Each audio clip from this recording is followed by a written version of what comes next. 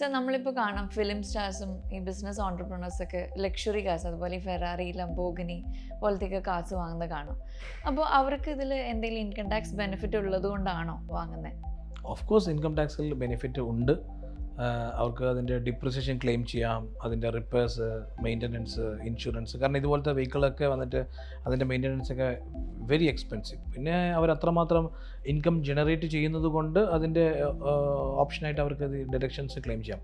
But unfortunately 2026 പുതിയ income tax bill പാസ്സായി കഴിഞ്ഞാൽ, ഇപ്പോൾ പുതിയൊരു ഇൻകം ടാക്സ് ആക്ട് മാറി പുതിയ ബില്ലായി 2026 മുതൽ പുതിയ നിയമപ്രകാരം ഈ പറയുന്ന ലക്ഷറി കാസിൻ്റെയൊക്കെ എക്സ്പെൻഡിച്ചർ ക്ലെയിം ചെയ്യാൻ ഡിഫിക്കൽട്ടായിരിക്കും. അതായത് പുതിയ ഇൻകം ടാക്സ് നിയമപ്രകാരം അവർ പറയുന്നത് wholly and exclusively used for the purpose of business എന്നാണ്. എന്നാൽ മാത്രമേ നമുക്ക് ഈ ഡിപ്രിസിയേഷനും ഈ റിപ്പയറും ഇൻഷുറൻസും മെയിൻ്റനൻസും ഒക്കെ നമുക്ക് ക്ലെയിം ചെയ്യാൻ പറ്റും. പാർട്ട്ലി പേഴ്സൺ ആണെങ്കിൽ ഓഫ് കോഴ്സ് വന്നിട്ട് ആരും ലംബോഗിനി ഒന്നും എടുത്തിട്ട് ഓഫീസിൽ പോകില്ലല്ലോ, കറക്റ്റ്.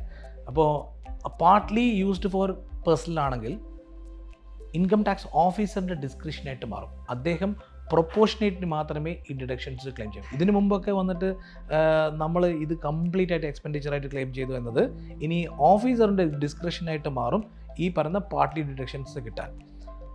ഇനിയിപ്പോൾ ഇത് അംബാനിയെയും അദാനിയൊക്കെ ബാധിക്കുന്നത് കൊണ്ട് ചിലപ്പം ഈ ഇൻകം ടാക്സ് നിയമം മാറുമായിരിക്കും. പക്ഷേ ഈ പറയുന്ന പുതിയ ബില്ലിൽ ഈ ചെറിയൊരു പ്രൊവിഷൻ ഉണ്ട്. FinTaxman, the mentor your business needs.